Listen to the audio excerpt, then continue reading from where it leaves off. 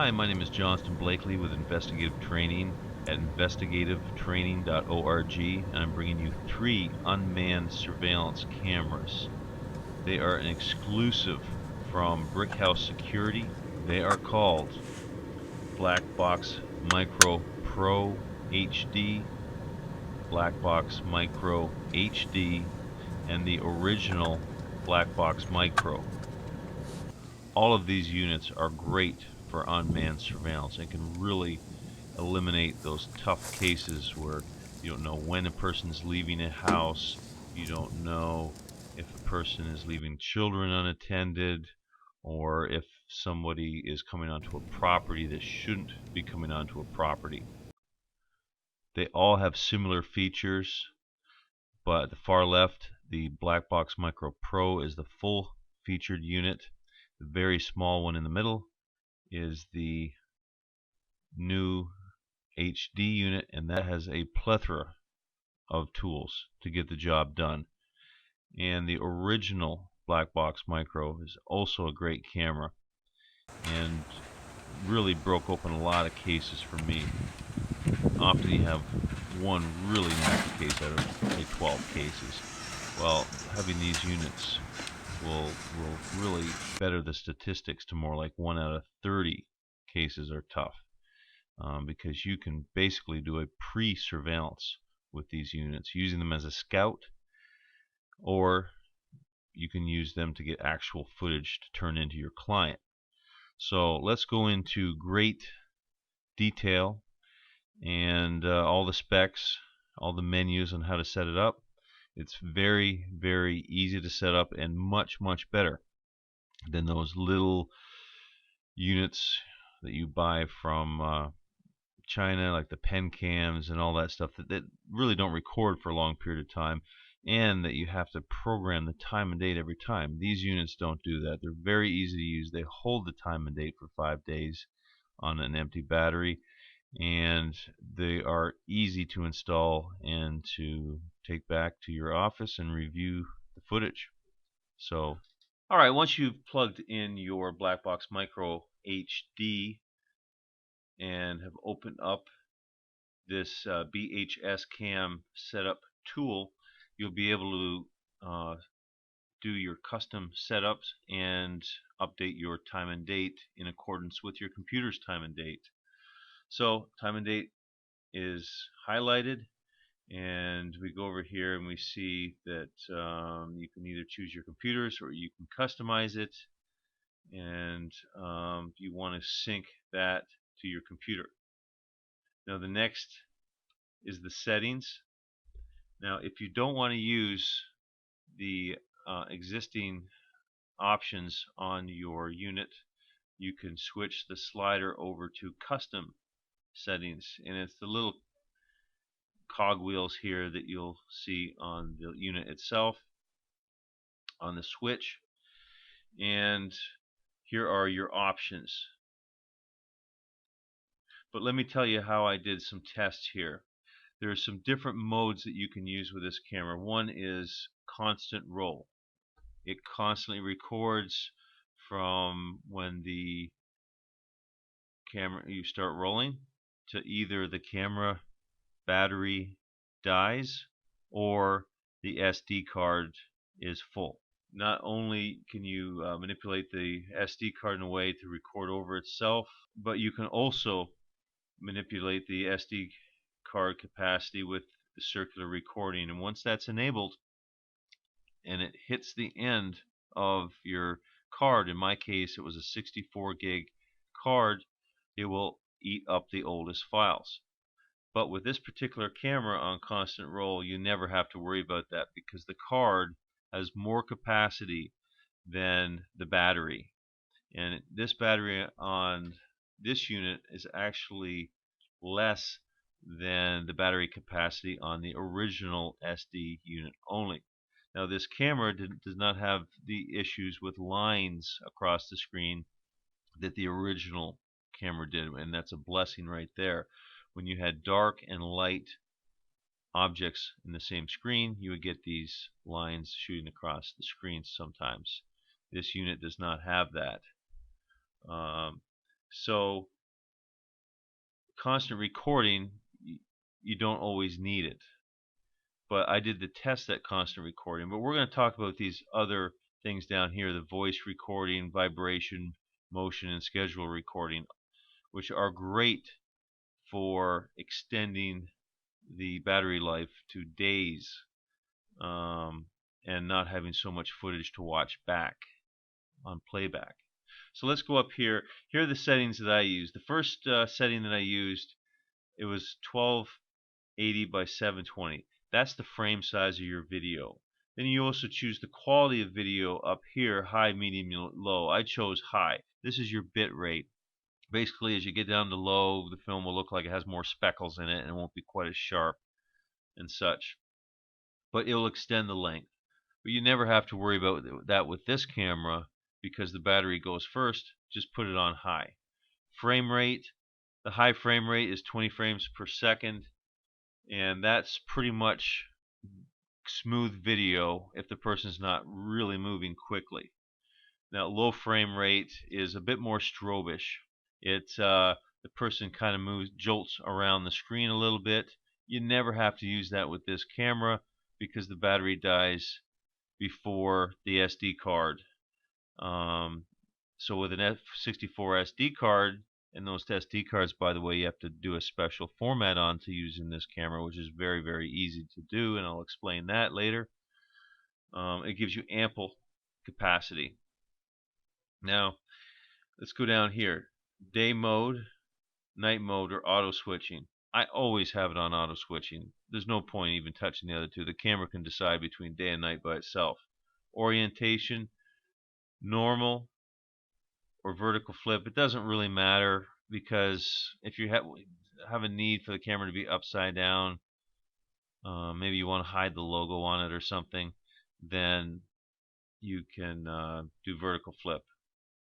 But it's not a flip for sideways. It's a complete 180. Time and date stamp, always have it enabled. Now, split file time, I always have 15 minutes. I found that 20 minutes when reviewing in the VLC media player on the scrub bar, which I always do when I do constant roll film like this, 20 doesn't make it as kind of surgical to go back and forth. It gets it a little too fast. I found that 15 is the perfect number. Voice trigger sensitivity. I never use this, but I can see how some people would. Maybe you put it in a hallway, an apartment door closes, it starts recording. But the only problem with that is, what if somebody was leaving and they gently close the apartment door? But any entry where there's something very noisy, I could see how people would want to use that. People's voices, but here's the decibels that are required. On high, which is right here, it requires 62 decibels to activate recording. On medium, it's 67 decibels. On low, it's 70 decibels. And you would just have to tinker with this for your environment because it all depends on how far the person is away. If walls are really close that can contain and bounce back sound, all those types of things. So I'm not a big fan of that, but you might want to use it. If a phone rings, that type of thing, it can start recording. You can see who's getting the phone. I mean, that's probably a great use for it right there. So let's go down to vibration trigger. I've never used this, but I could see maybe some people put it in their car to film the person only when they're driving. It'll activate when the car is rolling, and it causes vibration. Motion is one that I use considerably. It will greatly extend the length of your battery to several days on end because the camera will go basically into hibernation mode to save the battery. So if you have say a whole week or so where you want to just film somebody coming out of a door and it's not too busy, then you can really get a lot of days out of it. But the more it triggers, the more it uses the battery. And here we go. So There's different sensitivities of motion trigger: high, medium, low. I've always used it on medium. Sometimes if I think there's some bushes going to be blowing in the wind, trees, that sort of thing, I will put it on low. I've never had the need for high because even people are very, very small in the image, they get picked up. Now, when I show you the Blackbox Micro Pro HD unit, it's got an extra type of option which picks up on body heat. And I really think that's a great thing for people that are coming nearby the camera or animals. And schedule recording. This is a wonderful addition to the Blackbox Micro, and this really save your battery even if you're using constant recording, as I will show you here. You go there, you go to edit. Now you can choose your day of the week. If you want to film someone every Sunday from a particular time, say you want to start at 6 o'clock in the morning, and here are your options: constant record or trigger. These will save you your battery and make playback easier. You won't have a ton of footage to go through like constant record, but we'll just leave it at that for now. We'll create. Here's your legend down here. Say you want to go from Sunday at this time to 3 o'clock in the afternoon, and that's all you want. You want to see there's something going on here. Well, you can set it up days in advance, and the camera will be sleeping. It will save its battery, and it will start recording these particular times. So this is also good if you have to set your camera up super early in the morning, like 3 o'clock in the morning, but you don't want to start activity until, say, 9 o'clock in the morning on, and you want to save batteries during that time. You would select this. So let's cancel out of here. Always sync settings to your DVR. So now that's all synced, all ready to go.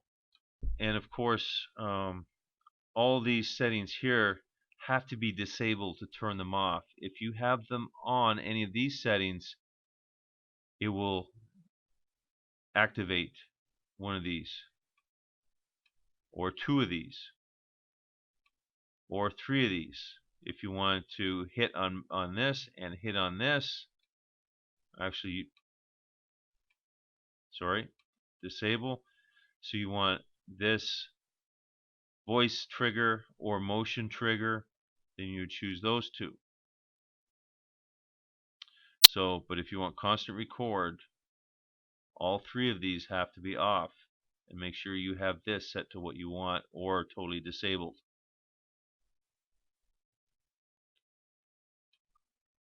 And of course the other option is English or these other languages. And hit save. Always update it, and always make sure that you safely remove it with your eject thing, whether it be on a Mac or a PC, because I did fry a unit once by not ejecting it safely and pulling the USB out.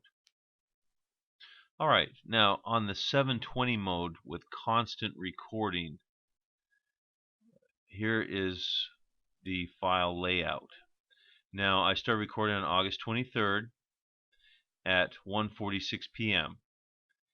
Here are all the file sizes, and it's funny, they at 15-minute clips, they vary slightly. Now the battery died at 12:01 a.m. This saves the last file when it detects the battery is about to die. It's a nice safety feature. And that's on the 24th.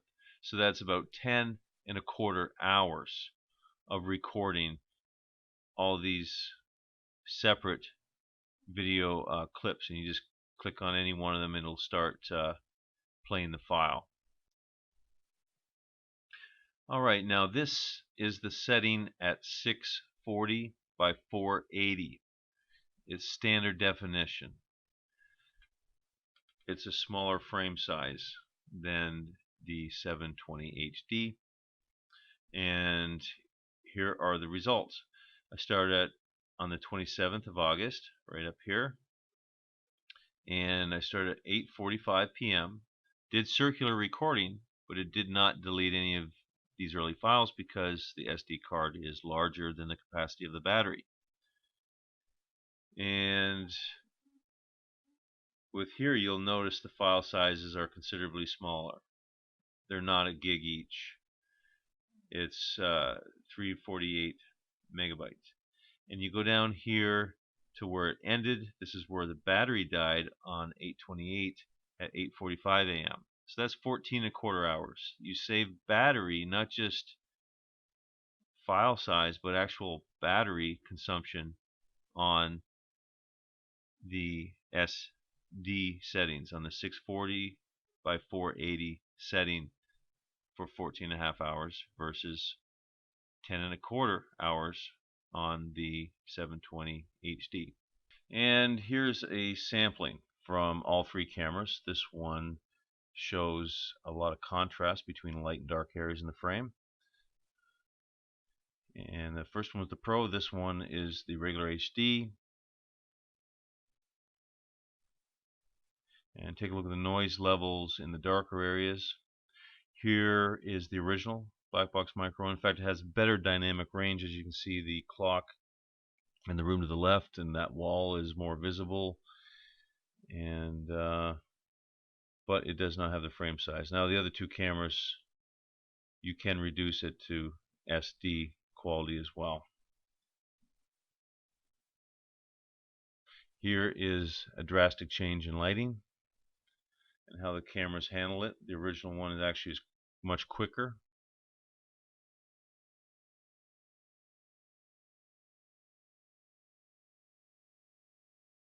Here's the speed of motion activation. Very, very quick in all cameras, and it was on medium. So that's where I usually always keep it. Here at 67 feet away is where I started. I'm walking towards the camera. The Pro version is blowing a little in the wind. And get ready.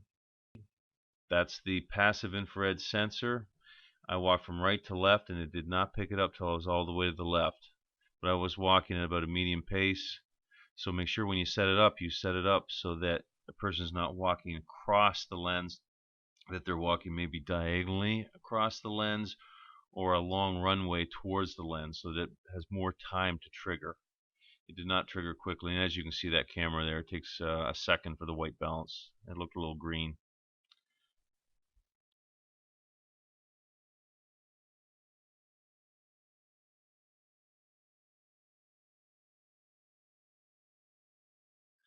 Alright, I just plugged in the Black Box Micro HD Pro, and this unit here looks very similar menu-wise to the HD model, except it's got a few more things. So I'm just going to go over this here. You still have the frame size that you can choose from, the high, medium, or low, and all these other things are very similar. The vertical flip, it'll start off on the normal, and that is with the SD card pointing upwards. You do the vertical flip and it'll be with the USB port upwards. So all these other settings are the same. The only thing I need to show you is the Pir Trigger, and we'll also show you some tests on the motion here. But the Pir Trigger is basically the heat sensing trigger. This does not work for things long distances away, only across a room, down a hallway a little bit type distances, and I'll demonstrate. Alright, here's the video file library for the Pro version of Black Box Micro, and as you can see here, it says 5:01 a.m. But since this was on circular record, it ate up a bunch of hours before this, and the time actually started at 1:46 p.m. on the 24th of August. Sorry, the 23rd of August. So it basically ate up all the files on the 23rd of August, which is 15 and a quarter hours that it ate up. And this is at the 720 setting, which is 1280 by 720 frame size. So you have to keep that in mind when you use circular recording. And you go all the way down here. It finished recording when the battery went dead at 6:47 p.m. and that equates for a total of 29 hours of recording, 15 of which are gobbled up. Now this is with a 64 gig card. Obviously when the 128 gig mini or micro SD cards come out, this may be a different story, assuming that this camera can take that size of a card. But they're coming out shortly, and I'll be testing those, because that will be nice to get this whole thing, the 29 hours recording, without cannibalizing the first files that it filmed. So keep that in mind. And also you see here the file sizes tend to be slightly larger than the micro HD version, which means that the bit rate is slightly higher for just very, very slightly higher quality, but not much. And let's look at the SD setting in this camera, and that's 640 by 480. 640 by 480. And you see here we're actually starting at the time with no, it's on circular record, but it does not eat over the files, because obviously the file size, as you see here, are much smaller. So it starts at 8:45 in the morning and goes all the way to 10:30 on the 29th.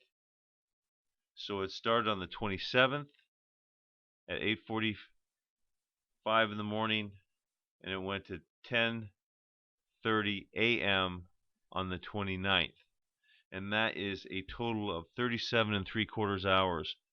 So the unit is considerably more battery efficient on the setting for standard definition, 640 by 480, rather than the high def of 1280 by 720. I hope you enjoyed our review of the Black Box Micro Series cameras for unmanned surveillance. And please subscribe to our YouTube channel. And until next time, stay tuned for plenty of reviews.